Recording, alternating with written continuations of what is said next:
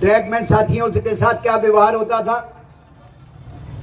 उनको यूनिफॉर्म एक बनियान और अंडरवियर टाइप एक निकर मिलती थी। सेमी स्किल्ड ही ज्यादा रिटायर हो जाते थे। इसको एनएफआईआर ने पकड़ा कि छठे पे कमीशन ने इनके साथ जाति की और इनको कुछ नहीं दिया।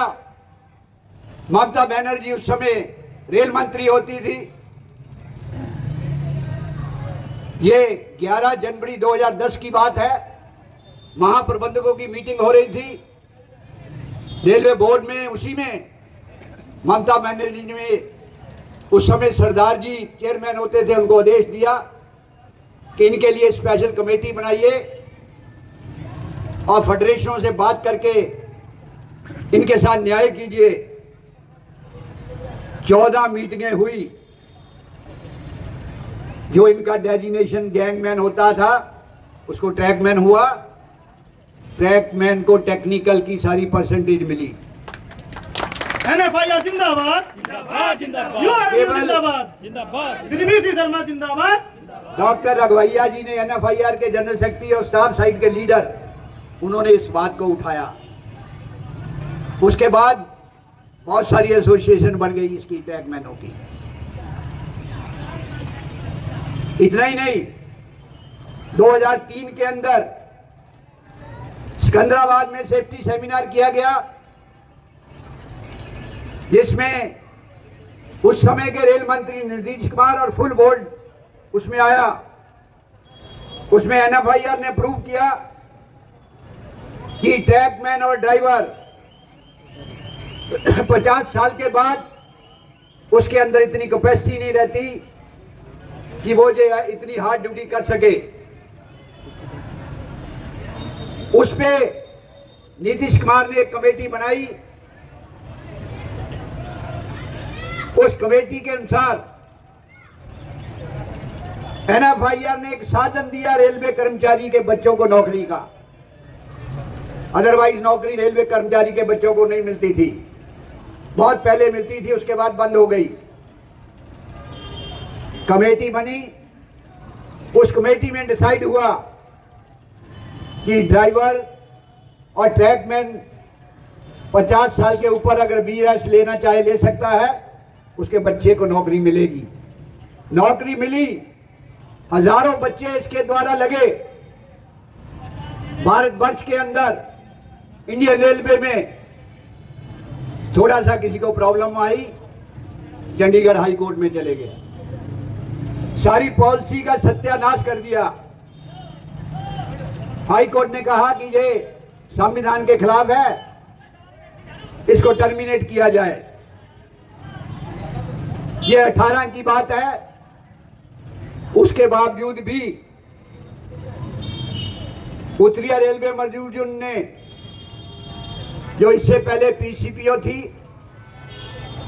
डॉक्टर प्रेमला भार्गव और देन जीएम थे, उसको चेक करके कि जो पैनल बन चुका है, मेडिकल हो गया, उनको नौकरी दीजिए। 1500 बच्चों को नौकरी उसके बाद भी मिली। अभी दोबारा ट्राई कर रहे हैं कि दोबारा पॉलिसी आ जाए, लेकिन अभी कामयाबी नहीं मिली। इतना ही नहीं, हमारे पास 7 से लेके मान्यता नहीं थी। ये जो ट्रैकमैन वाली मैं बात करता हूं, अगस्त 2012 में उसकी परसेंटेज का फैसला रेलवे बोर्ड से आ गया। नॉर्दर्न रेलवे में सिंगल यूनियन थी जो अपने आप को लड़ाकू कहती है, किसी डिवीजन में इंप्लीमेंट नहीं करा सके वो। 2013 के बाद हर मंडल की पीएनएम में मैं गया, हेडक्वार्टर में पीएनएम की, तब जाके ट्रैकमैनों को जो परसेंटेज 250-2400 की मिली। ये इसलिए आपको बताना जरूरी है कि जो मीटिंग का फॉर्म होता है, लगभग 13 से लेके 24 तक 190 मुद्दे जनरल मैनेजर की पीएनएम के अंदर डिसाइड हमने कराए, जिसके अंदर ये हमारे जो इंजीनियरिंग के गेटमैन हैं, इनको पहले कोई स्पेशल पे नहीं मिलती थी।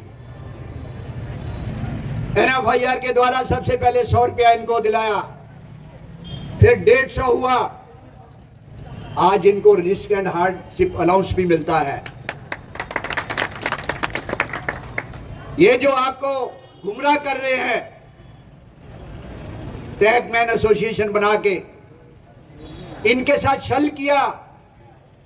जब ये सुप्रीम कोर्ट का फैसला आ गया लार्जेस्ट में कि टर्मिनेट हो चुका,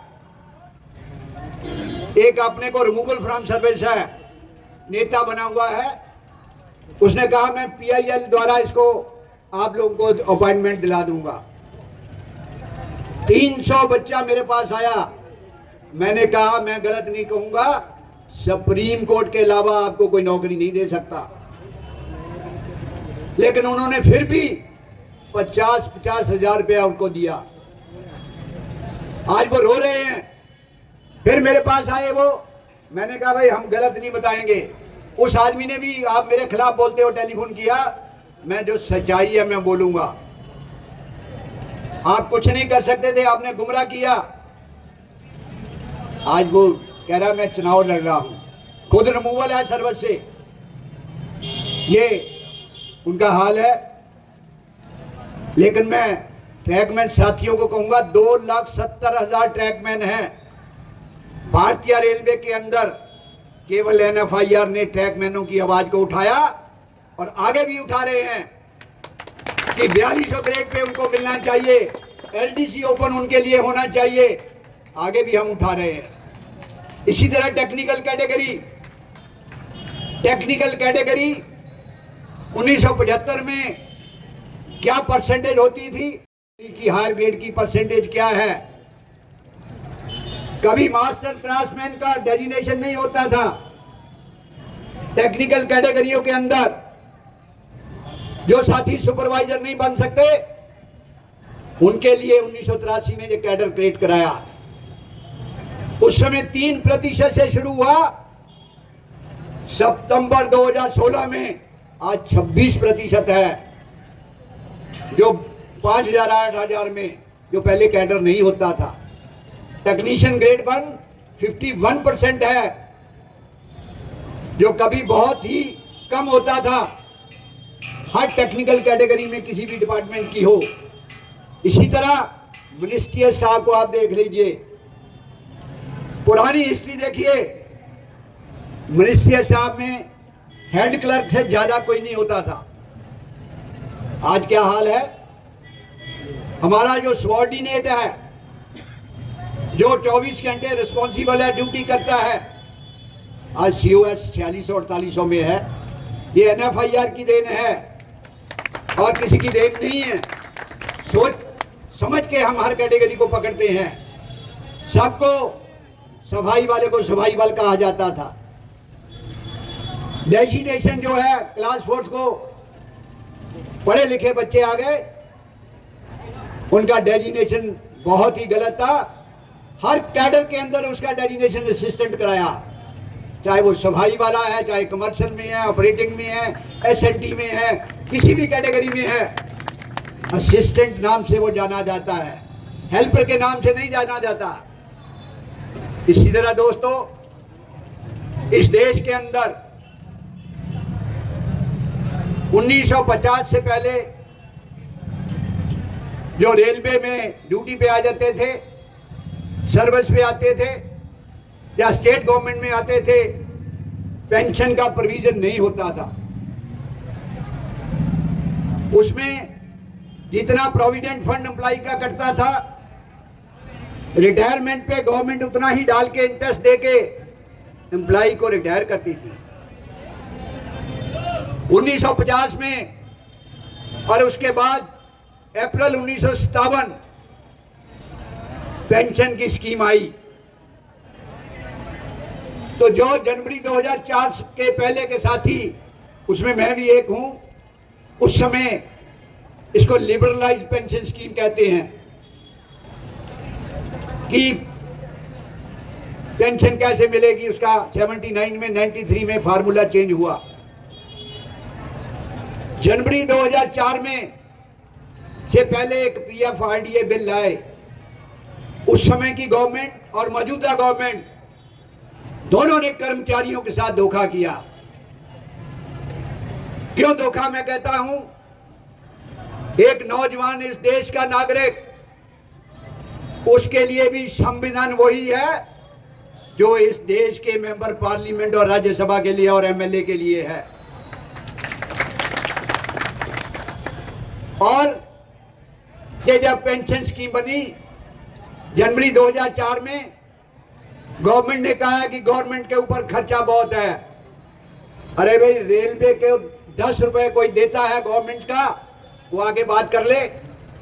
रेलवे कर्मचारी 10 रुपए भारत सरकार से नहीं लेता, चाहे वो पेंशनर है चाहे एम्प्लॉई है, अपना वेतन खुद जो